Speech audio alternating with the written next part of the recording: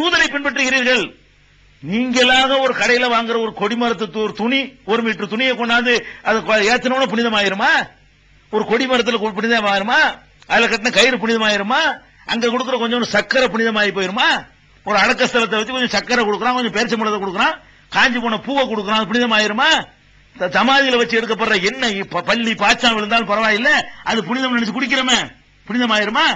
அப்ப எந்த அளவுக்கு நம்முடைய நடவடிக்கைகள் போய் கொண்டிருக்கு என்று கேட்டால், பெருமானார் ஸல்லல்லாஹு அலைஹி வஸல்லம் சொன்ன மாதிரி குர்ஆன் சுன்னாவுல இருக்கான்னு பார்க்காம, அல்லாஹ் சொல்லி இருக்கிறானா ரசூல் சொல்லி இருக்கிறாங்களான்னு பார்க்காம, அவன் சொல்லி இருக்கிறானா, யஹூதி சொல்லி இருக்கிறானா, ஃபாலோ பண்ண நான் ரெடி, நசாரா சொல்லி இருக்கிறானா, அதை நான் ஃபாலோ பண்ண ரெடி. இப்படி போயிட்டோமா இல்லையா? வரிக்கு நிறைவேறதா இல்லையா? அல்லாஹ் ரப்பல் ஆலமீன் இது மாதிரியான காரியங்களை எச்சரிக்கை செஞ்சாங்களே, இந்த முன்னறிவிப்பு நிறைவேறாம தடுக்க பாருங்க. இந்த முன்னறிவிப்பு நிறைவேறி நம்ம நரகத்துக்கு போயிருவோம். இந்த முன்னறிவிப்பு அதிகமா நிறைவேற்ற ஆரம்பிச்சீங்கன்னு வைங்க, முன்னுண்டானவர்களுடைய. அன்பிற்குரிய சகோதர சகோதரிகளே, உங்கள் அனைவர் மீதும் எல்லாம் வல்ல ஏக இறைவனின் சாந்தியும் சமாதானமும் நிலவட்டுமாக.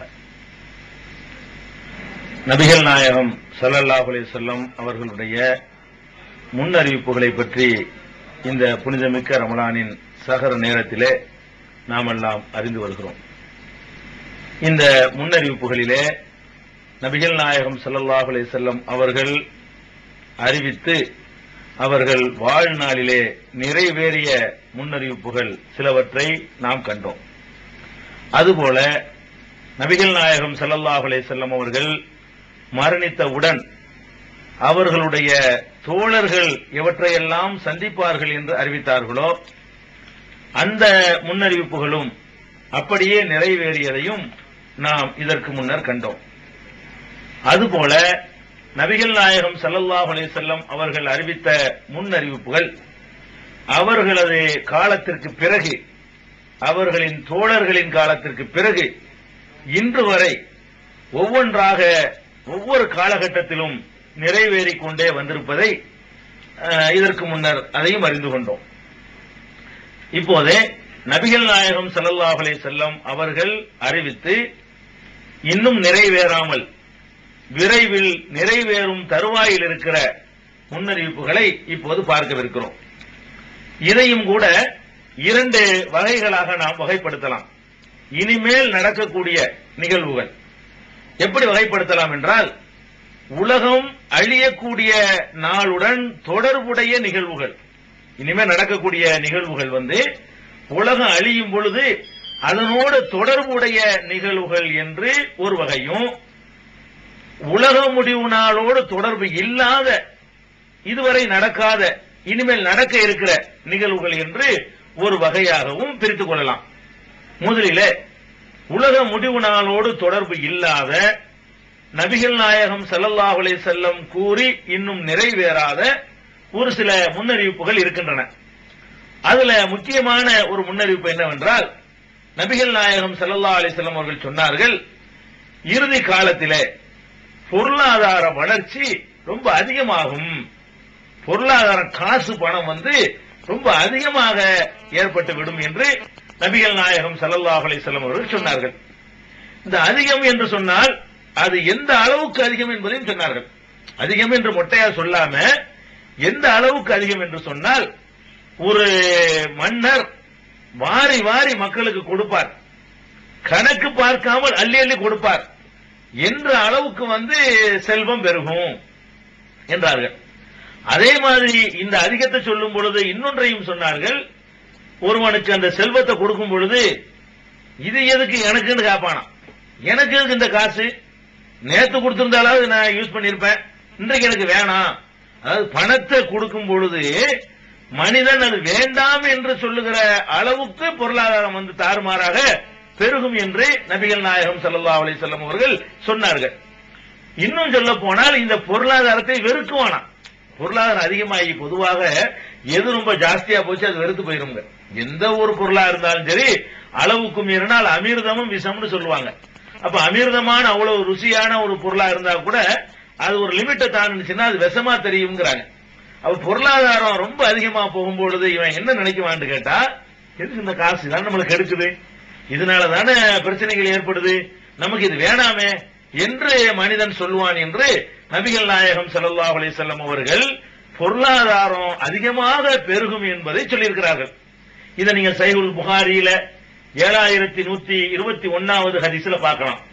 1412, 1036, 1424 ஆகிய ஹதீசுகள்ல இந்த பொருளாதாரம் மனிதர்கள்ட்ட அதிகமாக குவிஞ்சு போயிரும், அது வேண்டாம் வேண்டாம் என்று சொல்ற அளவுக்கு குவியும் என்று சொன்னார்கள்.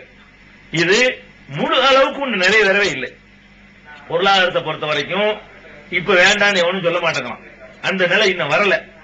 ஆனால் பெருமானார் ஸல்லல்லாஹு அலைஹி வஸல்லம் அவர்கள் சொன்ன இவ்வளவும் நம்ம இத்தனை நாளா தெரிந்தோமே, இத்தனை நிகழ்வுகள் நிறைவேறும் பொழுது நிச்சயமாக இதுவும் நிறைவேறும் என்பதை அறிந்து கொள்கிறோம்.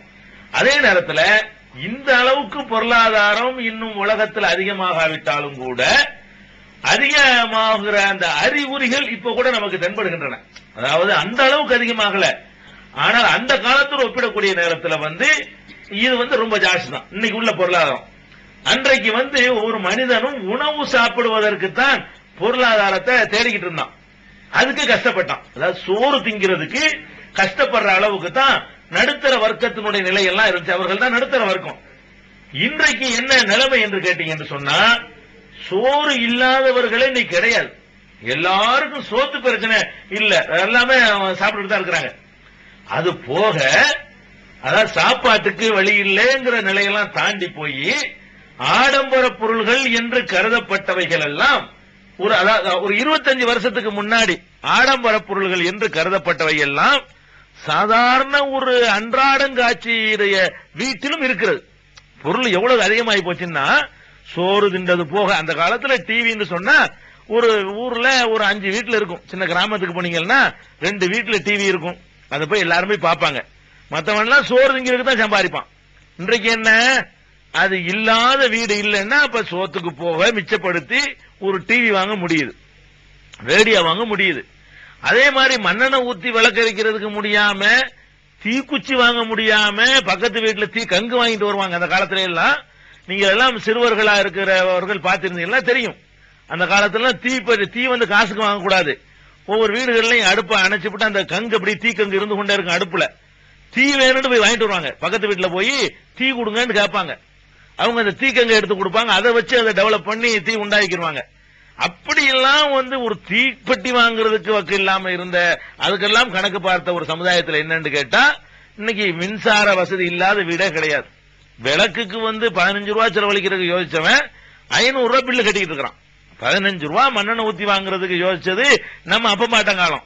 அந்த மாதிரி இருந்த காலத்துல இருந்து ஒப்பிட்டு பாத்தீங்கன்னு சொன்னா செல்வம் பெருகித்தான் இருக்கிறது. எவ்வளவு இருந்தாலும் பத்தலைங்கிறது நம்ம குறைவா தெரியும். நம்ம எப்படி கம்பேர் பண்ணணும்னு கேட்டா, அன்னைக்கு வாழ்றதுக்கு அவன் கஷ்டப்பட்டான். இன்னைக்கு என்னடான்னு கேட்டா, அன்றைக்கு தேவைகளும் ஒரு மனிதனுடைய ஆடை எடுத்துக்கிட்டீங்கன்னு சொன்னா ஒருத்தனுக்கு 2 ஆடை 3 ஆடை தான் அதிகபட்சமா வச்சிருப்பான் அந்த காலத்துல எல்லாம். அதுக்கு மேலாம் ஆடைகள் யார்ட்டையுமே இருக்காது. இன்றைக்கு என்னன்னு கேட்டீங்கன்னா, ஒரு சாதாரண ஒரு குடிசையில போய் ஒரு இளம் பெண்ணிட்ட எவ்வளவு ஆடை இருக்கு, ஒரு புதுமண பெண்ணிட்ட எவ்வளவு ஆடை இருக்குன்னு பாத்தீங்கன்னா 2 பீரோ நிறைய ஆடை இருக்கும். அடிக்கடி வச்சிருப்பாங்க. சோறும் தின்றது போக காசு இருக்கு. இல்லன்னு அவங்க வேணா இல்லன்னு சொல்லிட்டு இருக்கலாம். நீங்க கம்பேர் பண்ணி பாருங்க, நேற்று உள்ளதோட ஒப்பிட்டு பாருங்க, ஒரு 50 வருஷத்துக்கு முந்தைய நிலையோட ஒப்பிட்டு பாருங்க.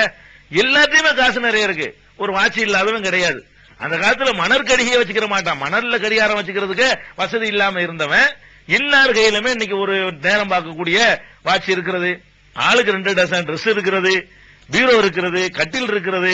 வெறுந்தரையில தான் அந்த காலத்துல படுத்தான். ஒரு பாய் அதிகபட்சமா போனா, ஒரு தலையாணி.